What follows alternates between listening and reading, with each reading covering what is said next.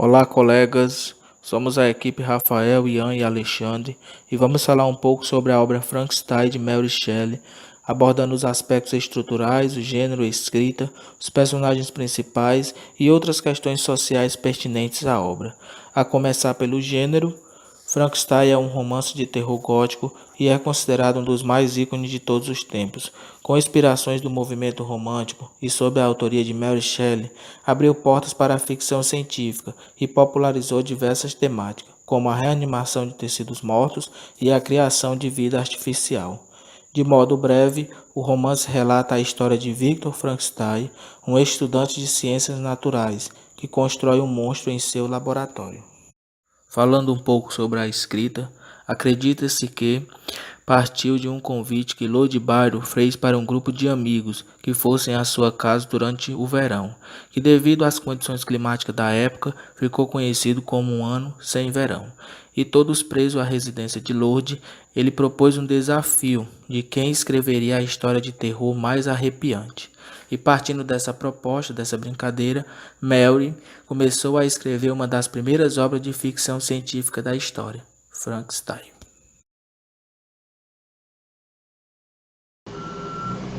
Bem, o enredo Frankenstein de Mary Shelley conta mais ou menos a história de um homem que tem uma verdadeira fascinação pela criação.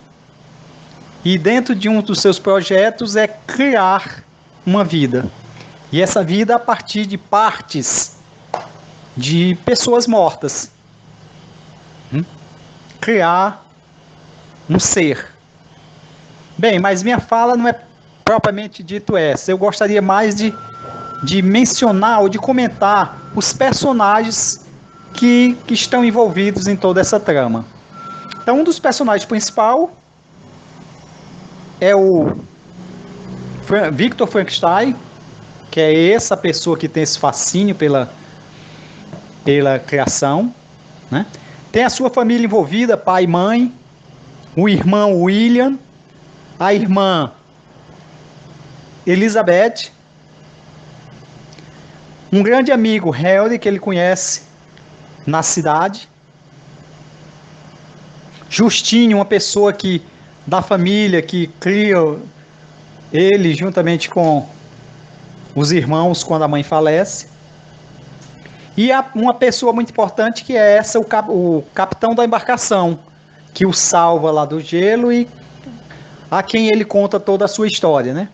E um outro personagem bastante importante no enredo, que é o monstro, fruto de sua criação, que o persegue ao longo de todo o desenrolar da história, tá certo?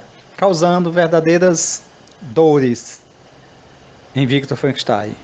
Esses são os personagens que estão envolvidos na trama.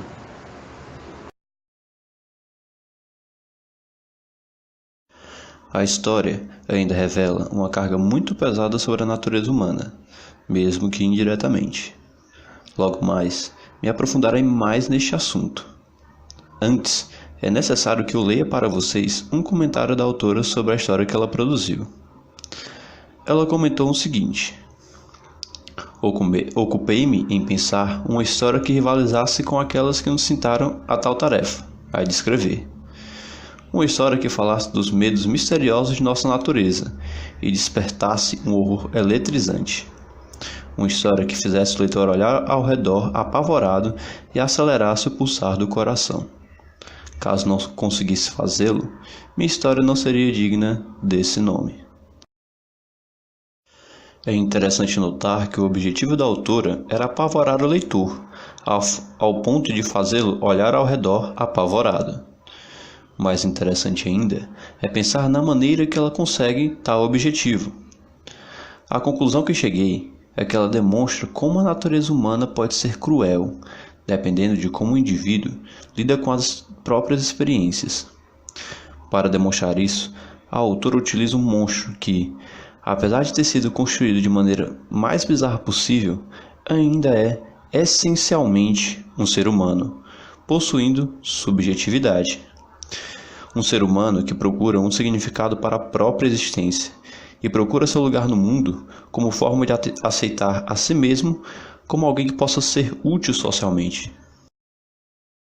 Porém, na sua tentativa de se encaixar, o que ele encontra é a intolerância e repugnância das pessoas por ter uma aparência grotesca. Um cenário repleto de falta de amor. Tudo isso faz com que ele se revolte e trilhe o pior caminho possível, chegando a cometer crimes hediondos. O fato é que esse tipo de revolta contra a sociedade, por motivos semelhantes à falta de amor, é bem comum na realidade em que vivemos. E a autora nos mostra como a subjetividade pode agir perante tal cenário, e ainda mostra, etapa por etapa, as motivações que alguém pode ter para agir como um verdadeiro monstro. Com tudo isso, a autora consegue demonstrar como a natureza humana pode ser perigosa, principalmente em um cenário desfavorável ao amor e o respeito. Ademais, vale salientar que a obra é de domínio público e está disponível gratuitamente na internet em língua inglesa. Obrigado a todos que assistiram o vídeo e até breve.